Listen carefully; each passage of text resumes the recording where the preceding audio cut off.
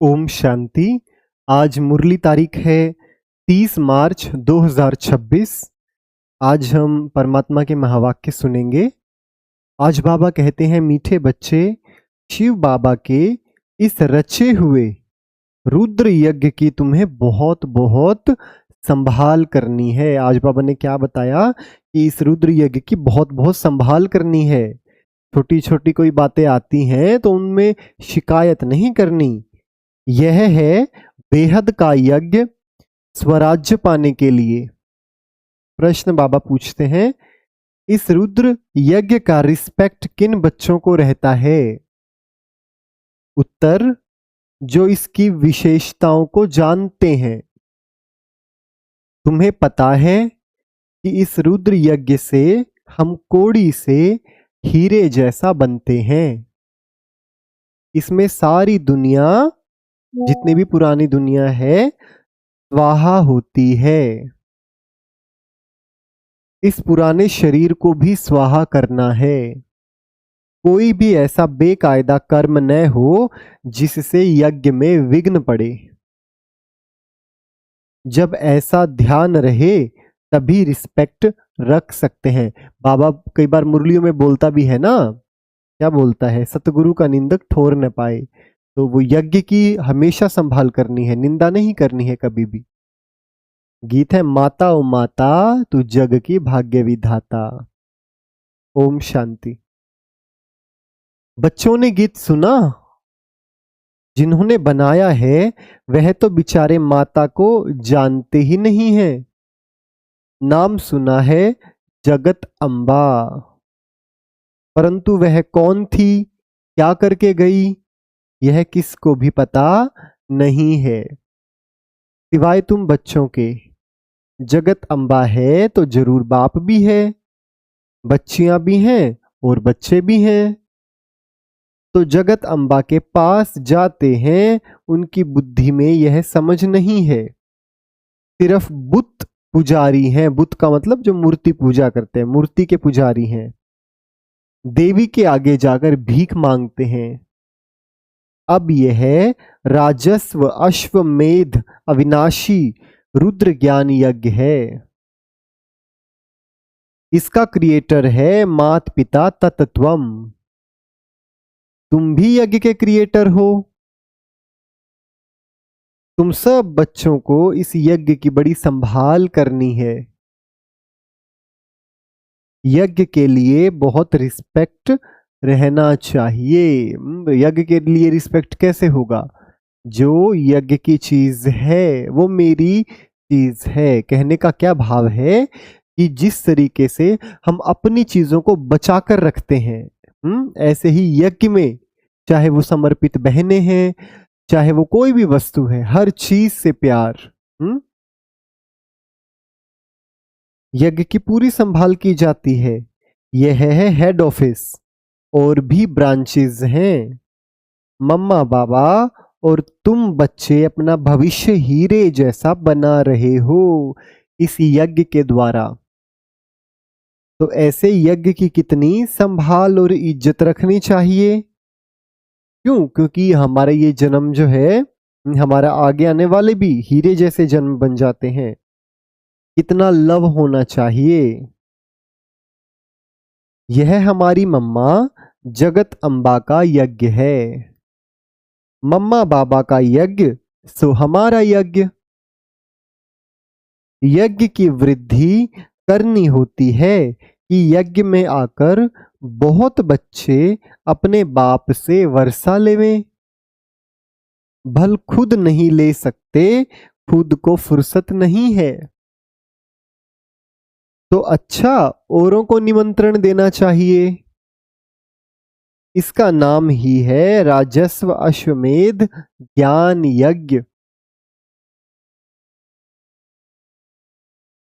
जिससे स्वराज्य मिलता है। इस यज्ञ में पुराने शरीर को भी स्वाहा करना होता है। बाप का बन जाना है।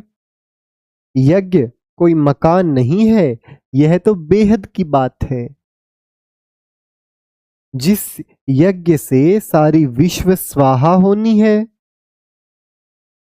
आगे चल तुम देखना इस यज्ञ का कितना रिगार्ड रखते हैं। यहाँ बहुतों को रिगार्ड नहीं है। इतने सब यज्ञ के बच्चे हैं, बच्चे पैदा होते रहते हैं, तो इस यज्ञ की कितनी इज्जत रखनी चाहिए। परंतु बहुत हैं जिनको कदर ही नहीं है। यह इतना बड़ा यज्ञ है जिससे मनुष्य कौड़ी से हीरे जैसा, भ्रष्टाचारी से श्रेष्ठाचारी बनते हैं। इसीलिए बाबा कहते हैं भल यज्ञ रचते रहो, एक भी श्रेष्ठाचारी बना तो अहो सौभाग्य। इतने लाखों मंदिर आदि हैं, वहां कोई श्रेष्ठाचारी नहीं बनते। यहां तो सिर्फ 3 पैर पृथ्वी के चाहिए। कोई आए तो एकदम जीवन सुधर जाए। कितनी इज्जत होनी चाहिए यज्ञ की। बाबा को बहुत लिखते हैं, बाबा हम अपने घर में खोलें। अच्छा बच्चे, भल यज्ञ भूमि बनाओ, कोई न कोई का कल्याण होगा। इस यज्ञ की बहुत महिमा है। आज बाबा पूरा देखो कितना कह रहे हैं कि यज्ञ की पूरी संभाल करनी है। यज्ञ की भूमि है जहां बच्चियां औरों का कल्याण करती रहती हैं। ऐसे यज्ञ का बहुत मान चाहिए। परंतु ज्ञान पूरा न होने के कारण इतना रिगार्ड नहीं है।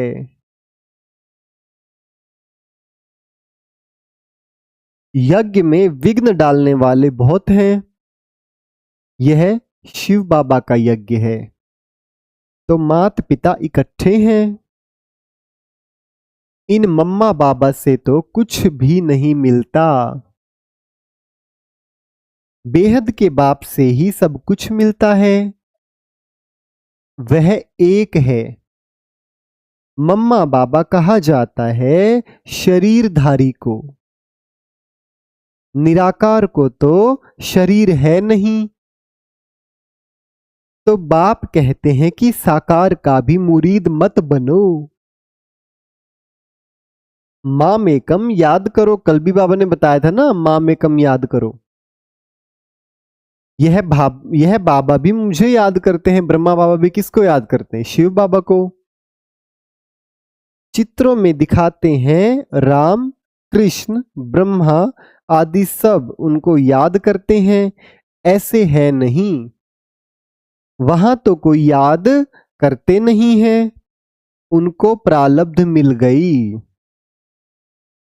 उनको याद करने की क्या दरकार है? हम पतित बने हैं, हमको ही पावन बनने के लिए याद करना है। महिमा एक की ही है। उनके सदके इनका मान है।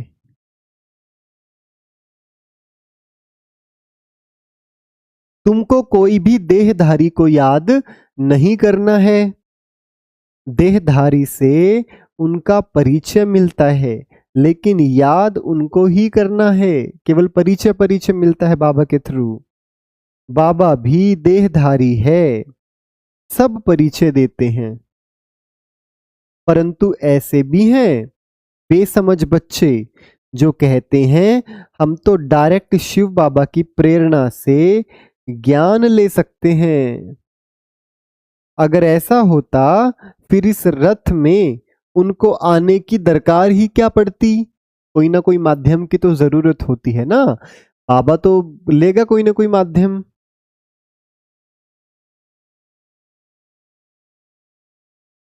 ऐसे भी हैं जो समझते हैं इस साकार से हमारा क्या काम।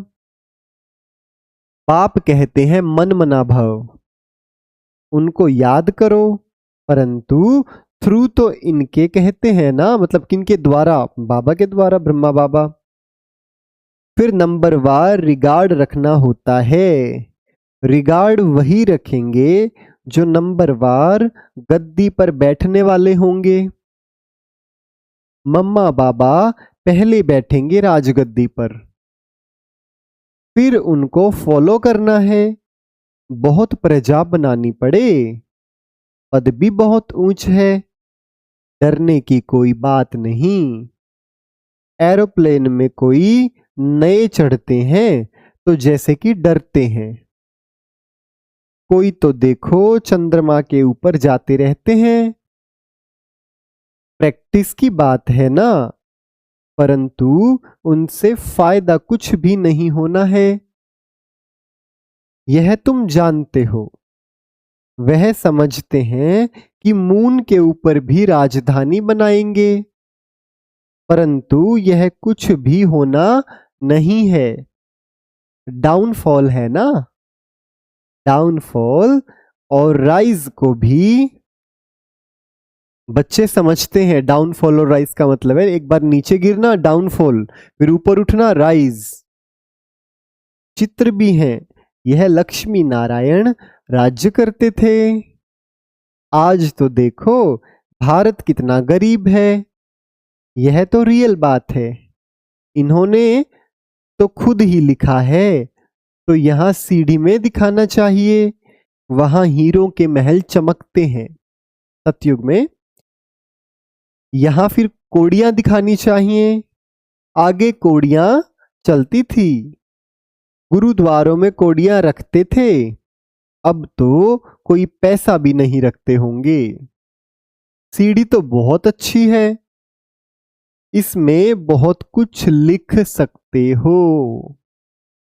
मम्मा बाबा के साथ बच्चों का भी चित्र हो, और ऊपर में आत्माओं का झाड़ भी। नए नए चित्र रेडी होते जाएंगे, समझाने में भी सहज होगा। डाउनफॉल कैसे होता है, फिर राइज कैसे होता है। हम निराकारी दुनिया में जाकर फिर साकारी दुनिया में आते हैं। समझाने में बड़ा सहज है, समझते नहीं है तो समझा जाता है कि तकदीर में नहीं है। ड्रामा को साक्षी हो देखा जाता है। बच्चों को यज्ञ की बहुत रिस्पेक्ट होनी चाहिए। यज्ञ का एक पैसा भी बिगर पूछे उठाना व मात पिता की छुट्टी बिगर किसी को देना, यह महान पाप है। देखो ध्यान से सुनो ये लाइन, जैसे बाबा धर्मराज बनकर बोल रहे हैं। यज्ञ का एक भी पैसा बिगर पूछे उठाना व मात पिता की छुट्टी बिगर किसको देना, यह महान पाप है। तुम तो बच्चे हो, कोई समय भी कोई भी चीज मिल सकती है। जास्ती लेकर रखना ही क्यों है, इतना जमाई क्यों करना है, क्या कोई साथ लेके जाएंगे क्या।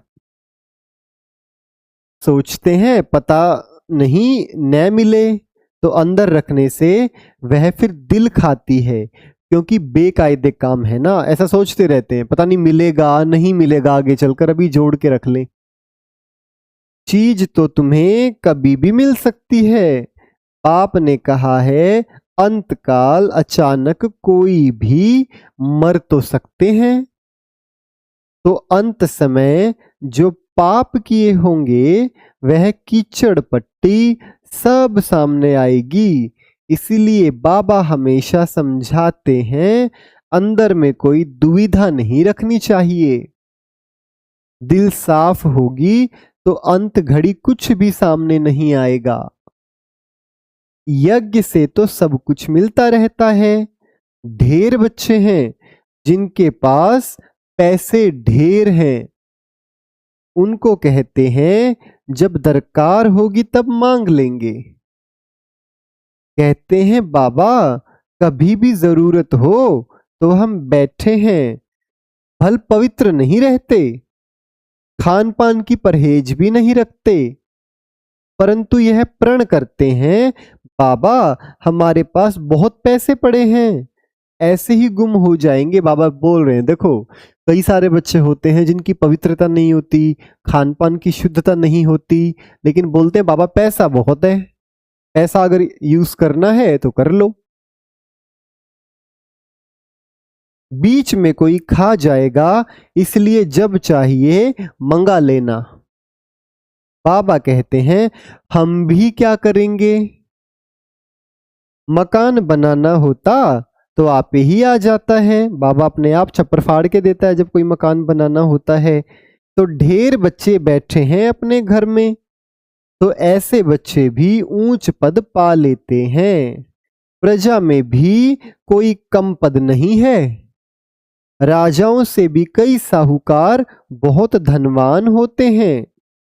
इसलिए अंदर कोई ऐसा ख्याल नहीं रखना चाहिए। तुम्हारा अंजाम है बाबा आप जो खिलाएंगे। फिर भी उस पर नहीं चलते हैं तो दुर्गति हो जाती है। बाप आए हैं सद्गति देने, अगर ऊंच पद नहीं पाएंगे तो दुर्गति कहेंगे ना।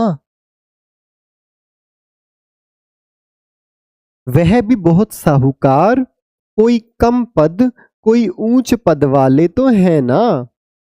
बच्चों को श्रीमत पर पुरुषार्थ करना है। अपनी मत पर चलने से अपने को धोखा देते हैं। यह शिव बाबा का रचा हुआ ज्ञान यज्ञ है। इसका नाम ही है राजस्व अश्वमेघ अविनाशी रुद्र ज्ञान यज्ञ। शिव बाबा आकर स्वराज्य देते हैं। किसकी तकदीर में नहीं है, नाम बाला नहीं होना है, तो मुख से अच्छी अच्छी पॉइंट्स नहीं निकलती हैं। इसको समझाते नहीं हैं तो कहेंगे नाम बदलने में अभी देरी है, जिस कारण समझाते समय मुख्य मुख्य पॉइंट्स भूल जाते हैं। यह भी समझाना चाहिए यह राजस्व अश्वमेघ अविनाशी रुद्र ज्ञान यज्ञ है। स्वराज्य पाने के लिए बोर्ड पर भी लिख सकते हो। इस यज्ञ में पुरानी दुनिया सब स्वाहा हो जाती है। जिसके लिए यह महाभारत लड़ाई खड़ी हुई है। विनाश के पहले यह स्वराज्य पद लेना हो तो आकर ले लो। बोर्ड पर तो बहुत कुछ लिख देते हैं, लिख भी सकते हैं, एम ऑब्जेक्ट भी आ जाए। नीचे लिखना चाहिए स्वराज्य पद मिलता है। जितना हो सके क्लियर लिखित होनी चाहिए, जो कोई भी पढ़ने से समझ जाए। बाबा डायरेक्शन देते हैं ऐसे ऐसे बोर्ड बनाओ, यह अक्षर जरूर लिखो, आगे चल इस यज्ञ का प्रभाव बहुत निकलेगा। तूफान तो बहुत आएंगे। कहते हैं सच की नाव हिले डुले लेकिन डूबे नहीं। क्षीर सागर तरफ जाना है तो विषय सागर तरफ दिल नहीं रहनी चाहिए। तो ज्ञान नहीं लेते उनके पिछाड़ी पड़कर अपना टाइम वेस्ट नहीं करना चाहिए। समझानी तो बहुत बहुत सहज है। तुम ही पूज्य देवी देवता थे, अब पुजारी बने हो। फिर बाप कहते हैं माँ में कम याद करो तो खाद निकल जाएगी, तुम्हारे पाप भस्म हो जाएंगे। और कोई उपाय नहीं है, यही सच्चा सच्चा उपाय है। परंतु योग में रहते नहीं हैं, देह अभिमान बहुत है। देह अभिमान जब मिटे तब योग में रह सकते, फिर कर्मातीत अवस्था हो। पिछाड़ी में कोई भी चीज याद नहीं आना चाहिए। कोई कोई बच्चों का कोई चीज में इतना मोह पड़ जाता है कि बात मत पूछो। शिव बाबा को कभी याद नहीं करते हैं। ऐसे बाप को पर्पसली याद करना है, मतलब खास तौर पर ऐसे बाप को याद करना है पर्पसली, पर्पस से। कहा जाता है हथ कारडे दिल यारडे, हाथ काम करते रहे और दिल में उसकी याद रहे। ऐसे बहुत मुश्किल किसको याद रहता है। चलन से ही पता पड़ जाता है। यज्ञ का रिगार्ड नहीं रहता। इस यज्ञ की बड़ी संभाल करनी चाहिए। संभाल की, गोया बाबा को खुश किया। हर बात में संभाल चाहिए। गरीबों की पाई पाई इस यज्ञ में आती है। बूढ़ी बूढ़ी माताएं कैसे अपनी पेंशन में से 10-10 रुपया जोड़ जोड़ कर देती हैं यज्ञ में, जिससे वह पद्मपति बनते हैं। माताएं जिनके पास कुछ भी नहीं, 1-2 रुपया 8 आना यज्ञ में देती हैं, वह पद्मपति बन जाती हैं, क्योंकि बड़ी भावना से और खुशी से लाती हैं।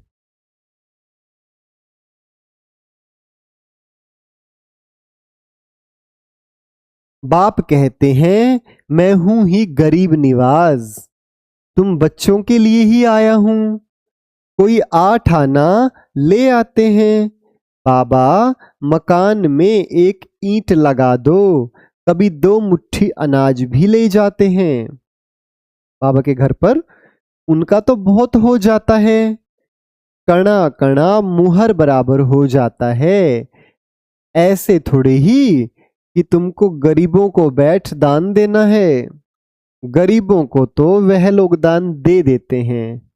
ऐसे तो दुनिया में ढेर गरीब हैं, सब आकर यहां बैठ जाएं तो माथा ही खराब कर देवें। ऐसे तो बहुत कहते हैं हम यज्ञ में समर्पण हो, परंतु संभाल कर लेना होता है। ऐसे न हो यज्ञ में आकर उधम मचावे। यज्ञ में तो बहुत पुण्य आत्मा चाहिए, बड़ी संभाल करनी चाहिए, रिगार्ड रहना चाहिए यज्ञ के लिए। जिस ईश्वरीय यज्ञ से हम अपना शरीर निर्वाह करते हैं, यज्ञ का पैसा किसको देना बड़ा पाप है। यह पैसे हैं ही उनके लिए जो कोड़ी से हीरे जैसा बनते हैं, ईश्वरीय सर्विस में है। बाकी गरीबों आदि को दान देना, यह दान पुण्य तो जन्म जन्मांतर करते आए हो। उतरते उतरते पाप आत्मा ही बनते गए। तुम बच्चे सबको बाप का परिचय देने के लिए छोटे छोटे गांव में प्रदर्शनी करते रहो। एक गरीब भी निकल आए तो वह भी अच्छा है। इसमें कोई खर्चा तो है नहीं। लक्ष्मी नारायण ने यह राजाई पाई, क्या खर्चा किया? कुछ भी नहीं। विश्व की बादशाही पाने के लिए खर्चा तो कुछ भी नहीं किया। वह लोग आपस में कितना लड़ते हैं, बारूद आदि पर कितना खर्च करते हैं। वह तो खर्चे की कोई बात ही नहीं। यहां तो कोई खर्चे की कोई बात ही नहीं। बिगर कौड़ी खर्चा, सेकंड में विश्व की बादशाही ले लो। अल्फ को याद करो, बेबादशाही है ही। बाप कहते हैं, जितना हो सके सच्ची दिल से साहेब को राजी करो, तो सचखंड के मालिक बनेंगे। झूठ यहां नहीं चलेगी, याद करना है।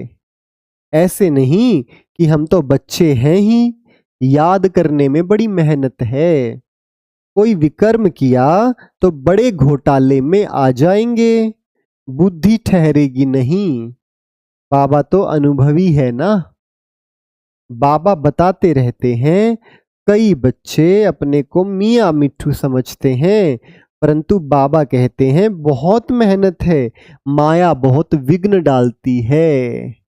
अच्छा, मीठे मीठे सिक्की लदे बच्चों प्रति मात पिता बाप दादा का याद प्यार और गुड मॉर्निंग। रूहानी बाप की रूहानी बच्चों को नमस्ते। हम रूहानी बच्चों की रूहानी बाप दादा को नमस्ते। देखो आज बाबा ने कितनी, ऑलमोस्ट लगभग पूरी मुरली बाबा ने यज्ञ की संभाल और पैसा वेस्ट ना हो, कितना बाबा ने डिटेल में बताई है आज की मुरली, है ना। तो धारणा के लिए मुख्य सार नंबर पहला पॉइंट है, अपने इस रुद्र यज्ञ का बहुत बहुत रिस्पेक्ट करना है। यज्ञ का वातावरण बहुत शुद्ध पावरफुल बनाने में सहयोगी बनना है, इसकी प्यार से संभाल करनी है। नंबर दूसरा, अपने पास कुछ भी छिपाकर नहीं रखना है, दिल साफ तो मुराद हासिल। इस यज्ञ की कोड़ी कोड़ी अमूल्य है, इसलिए एक कोड़ी भी व्यर्थ नहीं गंवानी है, इसकी वृद्धि में सहयोग देना है।